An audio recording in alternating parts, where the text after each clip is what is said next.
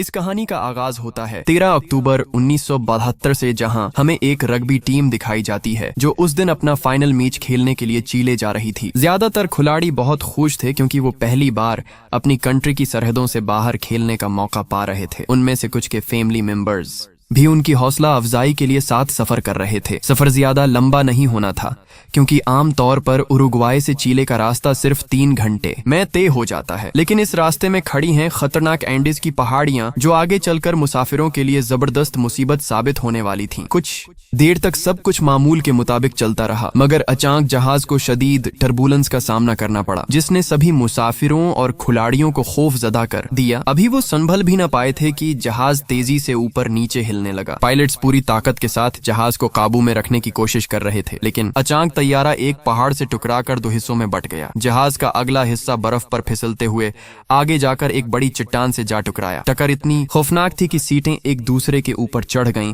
और कई मुसाफिर उस दबाव में कुचलकर हलाक हो गए। जो लोग जिंदा बच गए थे उन्होंने खुद को संभाला और बाकी जख्मियों की मदद करने लगे। कुछ जिंदा बचने वाले तेजी से पायलट्स तक पहुंचे ताकि उन्हें बाहर निकाल सकें, लेकिन अफसोस की उस कोशिश के दौरान दोनों पायलट्स की भी जान चली गई। जहाज के चारों तरफ खून फैला हुआ था, मगर सबने एक दूसरे को शांत करने की कोशिश की। कुछ ही देर में रात हो गई और तापमान तेजी से गिरने लगा। सर्दी से बचने के लिए सबने जहाज के पिछले हिस्से को बीगज और लाशों से ढक दिया और अंदर छिप गए। लेकिन कुछ मुसाफिर अब भी उस हादसे के गहरे सदमे में थे, इसलिए बाकी साथियों ने जी से ती से उन्हें सहारा दिया। सुबह होते ही 3 से 4 जख्मी मुसाफिर शदीद ठंड के बास जान से हाथ धो बैठे और बच जाने वाले मुसाफिर बाहर निकले तो चारों तरफ सिर्फ बर्फ के पहाड़ ही दिखाई देते थे। उन्होंने जहाज के अंदर से तमाम सामान और सीटें बाहर निकालें ताकि सबके लेटने की जगह बन सके। जख्मी अफराद को धूप में लिटा दिया गया ताकि वो कुछ बेहतर महसूस कर सकें। फिर सबके बैग चेक किए गए और जो थोड़ा बहुत खाने पीने का सामान मिला उसे अलग सूट कीस में रख दिया गया। लाशों को जहाज से दौड़ ले जाकर बर्फ में दबा दिया गया ताकि न सड़ें और जब रेस्क्यू आए तो साथ ले जाई जा सकें। चंद चीजें संभलने के बाद सबने थोड़ा आराम किया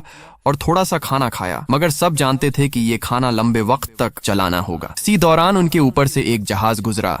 सबने जोर जोर से चिल्लाकर अपनी मौजूदगी जाहिर की, मगर कोई फायदा ना हुआ क्योंकि उनका जहाज सफेद था और इर्द-गिर्द भी सिर्फ सफेद बर्फ मौजूद थी। रात दोबारा हो गई और सब जहाज के अंदर छिपकर सो गए। यूं उनकी दूसरी रात भी कट गई। अगली सुबह नांदो नाम का एक लड़का होश में आया जो करीश के दिन से बेहोश पड़ा था। होश में आते ही वो अपनी बहन के पास गया, उसे गले से लगाकर माँ के बारे में पूछा। ये सुनकर वो टूट गया कि उसकी माँ मर चुकी है। अब कुछ मुसाफिर कोशिश करते हैं कि बर्फ पर सूट केसेस को रखकर एक बड़ा सा क्रॉस बना लें ताकि रेस्क्यू टीम ऊपर से देख सुखे। इतने में एक और जहाज उनके ऊपर से गुजरता है तो ये लोग शीशा चमकाकर उसका ध्यान अपनी तरफ खींचने की कोशिश करते हैं। सबको लग रहा था कि शायद उस जहाज ने उन्हें देख लिया है और अब बहुत जल्द रेस्क्यू टीम उन्हें यहाँ से बचा ले जाएगी। मगर इंतजार करते करते एक रात और गुजर जाती है और कोई भी उनकी मदद के लिए नहीं आता। अगले दिन सबको याद आता है कि जहाज के पिछले हिस्से में बैटरीज थीं। शायद उन बैटरीज की मदद से रेडियो सिस्टम को चलाया जा सकता है। इसीलिए उन्होंने फैसला किया कि जहाज का पिछला पार्ट तलाश किया जाए। खोज के लिए उन्होंने कांच और लेदर से गोगल्स बनाए और बर्फ पर सफर शुरू कर दिया। जब वो कुछ दूर पहुंचे तो देखा कि नीचे की जगह गहरी बर्फ की वजह से नुमाया नहीं रही। शायद यही वजह थी कि रेस्क्यू टीम अब तक उन्हें ढूंढ नहीं पाई। लेकिन अचानक वहां बर्फ खिसकने लगी और सबने फौरन वापस लौटने का फैसला किया। यूं दिन बीतते गए और 1 हफ्ते बाद उनका सारा खाना खत्म हो गया। वहां न कोई दरख्त था न पौधे, इसीलिए उन्होंने पत्थरों पर जमी काई खाने की कोशिश की, मगर उस से वो मजीद बीमार हो गए। उसी वक्त नांदू ने कहा कि अगर हालात ऐसे ही रहे तो वो मुर्दों का गोश्त खाने पर भी मजबूर हो जाएगा। ये सुनकर सबके दरमियान सख्त बहस छिड़ गई। भूख के हाथों वो इस कदर बेहाल हो गए कि जूतों के फीते और जो भी चीज मिलती उसे खाने लगते, मगर भूख की शिद्दत के बास नांदू की बहन की मौत हो गई। अगले चंद दिनों में सर्दी और ज्यादा बढ़ने लगी। सभी मुसाफिर जहाज के अंदर ही छुपकर अपनी जान बचाते रहे। दिन गुजरने के बाद भूख ने सबको पागल सा कर दिया। आखिरकार बाकी लोगों ने फैसला किया कि वो मुर्दों का मांस खाने की इजाजत दे दें। फिर कुछ लोग बाहर गए और कांच की मदद से गोश्त काट कर खाने लगे। सिर्फ 5 अफराद ऐसे थे जिन्होंने नरभक्षी बनने के बजाय मर जाना बेहतर समझा। बाकी लोगों ने लाशों को दूर ले जाकर काटना शुरू किया ताकि दूसरों को ज्यादा सदमा ना हो। इसी दौरान उन्हें बर्फ में दबा एक सूट केस मिला जिसके अंदर से एक रेडियो बरामद हुआ। उस रेडियो से उन्होंने एक एंटीना बनाया और खबरें सुने। खबरों से पता चला कि हुकूमत ने उन्हें तलाश करने के लिए कई हेलीकॉप्टर्स भेजे थे, मगर सभी नाकाम लौट आए। ये सुनकर सबका हौसला टूट गया। जिन जिन्होंने पहले गोश्त खाने से इनकार किया था, अब वो भी मजबूर होकर एमास खाने लगे, क्योंकि सब जान चुके थे कि अब उन्हें बचाने के लिए कोई नहीं आने वाला। इसके बाद 3 लड़कों ने हिम्मत की और जहाज के पिछले पार्ट्स को तलाश करने के लिए दोबारा निकले। कुछ ही फासले पर उन्हें जहाज का टूटा हुआ मलबा और चंद लाशें मिलें जो करीश के वक्त नीचे गिर गई थीं। वो आगे बढ़ते रहे, लेकिन बर्फ की फिसलन और जमी हुई हवाओं ने सांस लेना भी मुश्किल कर दिया। रात को जब वो सोने लगे तो चारों तरफ बर्फानी तूफान था। अगली सुबह वो जिंदा तो थे, मगर उनकी हालत निहायत बदतर हो चुकी थी। इसीलिए वो वापस मलबे की तरफ लौट आए।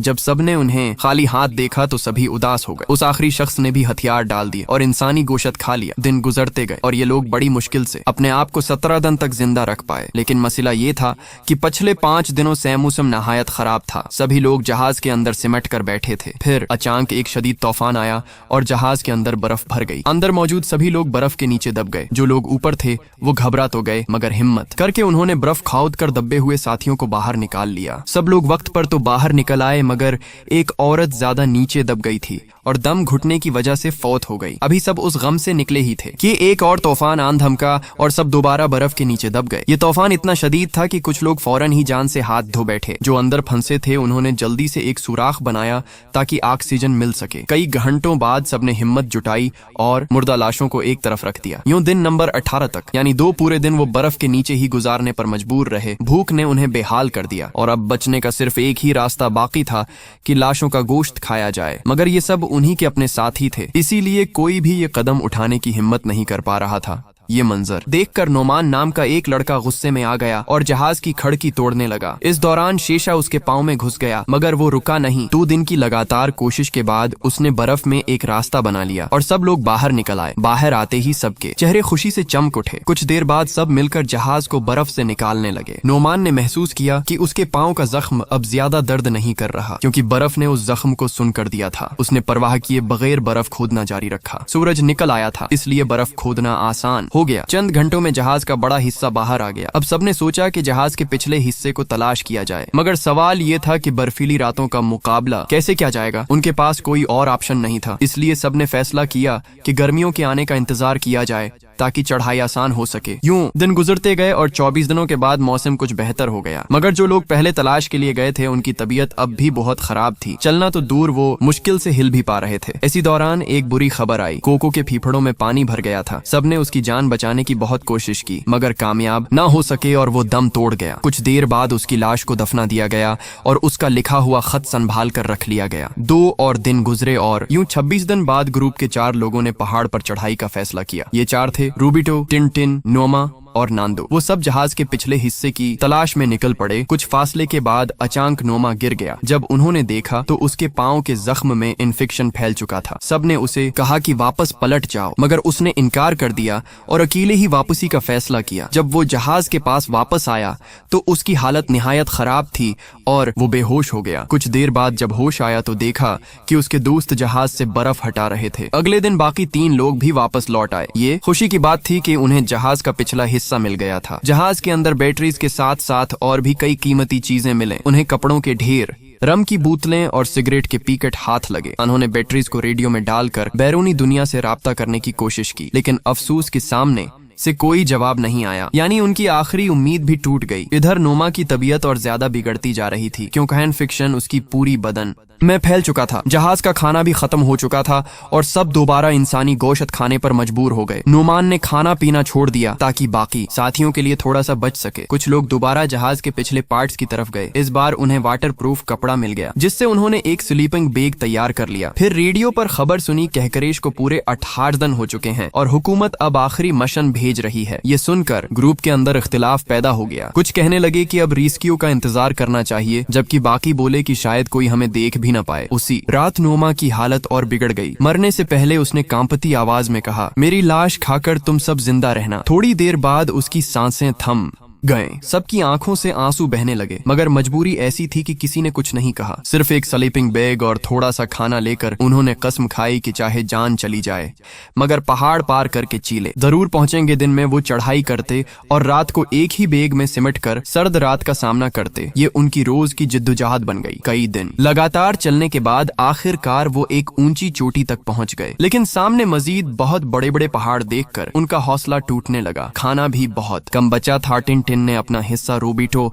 और नांदो को दे दिया और वापसी का फैसला किया। क्योंकि खाना कम था और सफर अभी लंबा था, अब ये दोनों आगे बढ़ते रहे। वो एक ऐसे इलाके में पहुंचे जहां बर्फ निस्बतन कम थी और वहां एक साफ पानी की नदी भी बह रही थी। ये दोनों वहीं से पानी पीने लगे। अचानक उन्हें नदी के दूसरे किनारे पर एक आदमी घोड़े पर सवार नजर आया। वो जोर जोर से मदद मांगने लगे, मगर पानी के शोर की वजह से वो कुछ सुन नहीं पा रहा था। तभी उसने एक कागज फेंका रोबिटो और नांदू ने उस पर अपनी कहानी लिख डाली। वो आदमी कागज लेकर हुकूमत तक पहुंचा और यूं रेस्क्यू मिशन शुरू हो गया। उसने रोबिटो और नांदू को अपने घर ले जाकर खाना खिलाया। जल्द ही रिपोर्टर्स भी वहां पहुंच गए। ऊपर फंसे हुए लोगों ने भी ये खुशी की खबर सुन ली और रेस्क्यू का इंतजार करने लगे। जल्द ही रेस्क्यू टीम वहां पहुंची और जहाज के क्रैश के 72 दिन बाद सबको बचा लिया गया। उसके बाद सबको शहर लाया गया और हॉस्पिटल में दाखिल किया गया। वहां उनका हीरोज की तरह स्वागत हुआ। सबको नए कपड़े दिए गए, नहलाया गया और अलग अलग बस्तर मिले। मगर उस रात भी वह सब एक साथ ही सोए, क्योंकि ट्रामा अब भी उनके दिल से नहीं निकला था। आखिर में ये हकीकत सामने आती है कि जहाज में कुल 45 लोग थे, जिनमें से सिर्फ 16 ही जिंदा बच पाए। ये कहानी हमें ये सिखाती है कि सबसे कड़ी मुश्किलात में भी उम्मीद, हिम्मत और एक दूसरे की मदद ही इंसान को जिंदा रखती है। जिंदगी का असल मकसद यही है कि कभी हिम्मत न हारें और आखिरी सांस तक जिद्दोजहद जारी रखें। हमारे चैनल को सब्सक्राइब करें, लाइक करें, शेयर करें। Thank you, God bless you.